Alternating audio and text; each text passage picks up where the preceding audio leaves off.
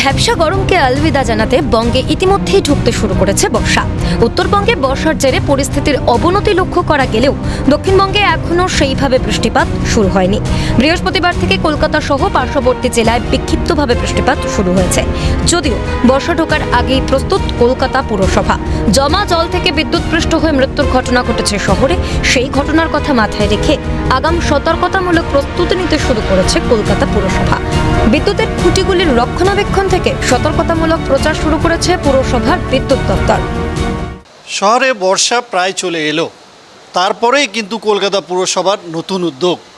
বিগত যে ঘটনাগুলি, বিশেষ করে ইলেকট্রিক পোল দিয়ে যে বিভিন্ন মৃত্যু হয়েছে, সেই ঘটনাকে কেন্দ্র করে কিন্তু ইতিমধ্যে সতর্ক কলকাতা পুরসভা।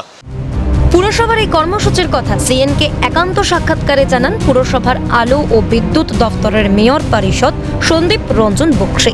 জুন থেকে অটোর মাধ্যমে প্রচার শুরু হয়েছে বলেই জানান সন্দীপ রঞ্জন বক্সী। খোলা তারে হাত না দেওয়ার পাশাপাশি বিপজ্জনক অবস্থায় বিদ্যুতের খুঁটি দেখতে পেলেই পুরসভাকে জানানোর কথাও জানান তিনি। অটো প্রচার করতে শুরু করেছি প্রিকশনের জন্য। সেটা প্রায় জুন মাসের 1 তারিখ থেকে আমরা শুরু করেছি। তারপরেও আমরা প্রায় প্রত্যেকটা ল্যাম্পপোস্ট, আমাদের এখানে 3 লক্ষ মতো ল্যাম্পপোস্ট আছে, আমরা ওইটাকে আর্থিং করার ব্যবস্থা করে দিয়েছি। কিছু হয়তো 5% 10% মতো বাকি আছে, লোক করছে। তো ওইখানে সাবধান যে চিহ্নগুলো আছে, সেই ক্রস চিহ্নের উপর মাথা কুড়ি দিয়ে সেগুলো দিয়ে চিহ্ন দিয়ে এবং সাবধান লিখে আমরা রিকোয়েস্ট করেছি যে, এবং প্রচারে যেগুলো বলছি যে ভিজে জায়গায় জল জমে থাকলে, ওখানে ল্যাম্পপোস্ট থাকলে ওখান থেকে যতটা না যাওয়া যায় ততটা ভালো। ভিজে ল্যাম্পপোস্টে হাত দেবেন না।